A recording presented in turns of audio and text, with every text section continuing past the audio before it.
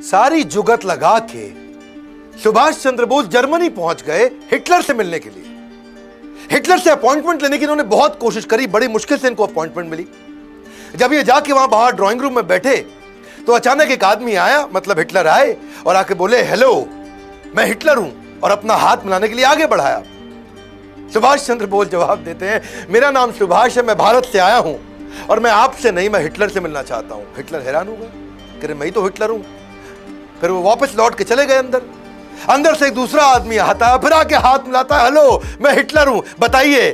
तो सुभाष चंद्र बोस फिर खड़े हो गए, नमस्कार मैं सुभाष चंद्र बोस भारत से आया हूं, मुझे आपसे नहीं, मुझे हिटलर से मिलना है। सब हैरान हो गए, अरे ये क्या चक्कर है, हिटलर तो आए मिलने के लिए। सुभाष चंद्र बोस ने मना कर दिया मिलने के लिए, बोले मैं हिटलर से मिलना चाहता हूं। अब 3-4 जब लोग आए और सबको उन्होंने बोल दिया मैं आपसे नहीं, मैं हिटलर से मिलना चाहता हूं, तो हिटलर ने असल में अपने 4-5 बहरूपिये बना रखे थे, उसको अपनी जान का खतरा रहता था। और सुभाष चंद्र बोस हर बार पहचान गए। असली हिटलर को जब ये बात पता चली तो उसकी बुद्धि चकरा गई और वो बाहर आए। उनके लिए ये पहली बार हुआ पूरी पृथ्वी पे कि किसी आदमी ने पहचान लिया कि यार ये तो असली हिटलर नहीं है। तो वहां करके उन्होंने अपना दूरी से वहां खड़े हो गए और दूर पे आके खड़े होकर के इनको देखने लगे कि क्या चक्कर है, ये पहचानता कैसे। तब सुभाष चंद्र बोस खड़े हो गए और दूर से खड़े हो गए हिटलर उनको बोले कि बताइए क्या बात है, क्यों मिलना चाहते हैं। और तभी सुभाष चंद्र बोस मुस्कुरा के आगे बढ़े, बोले नमस्कार मैं सुभाष चंद्र बोस भारत से आया हूं, मैं आपका बहुत धन्यवाद करना चाहता हूं हिटलर कि आपने मुझसे मिलने का मुझे ये अवसर दिया।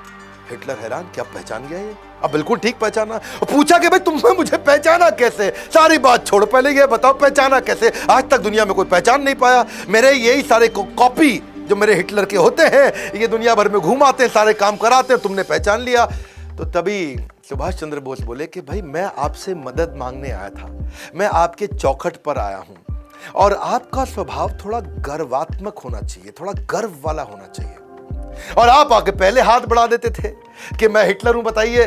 तो मैं उसी से समझ गया कि हिटलर के पास एक किसी पराधीन देश से, भारत जो कि परतंत्र है, वहां से कोई मदद मांगने आया। तो आपके चेहरे में वो गर्व नहीं दिख रहा था, तो आपके जो कॉपी थे वो राइट बिहेवियर नहीं डिस्प्ले कर रहे, और हिटलर की बुद्धि चकरा गई। बोला ऐसा इंटेलिजेंट आदमी कभी नहीं देखा।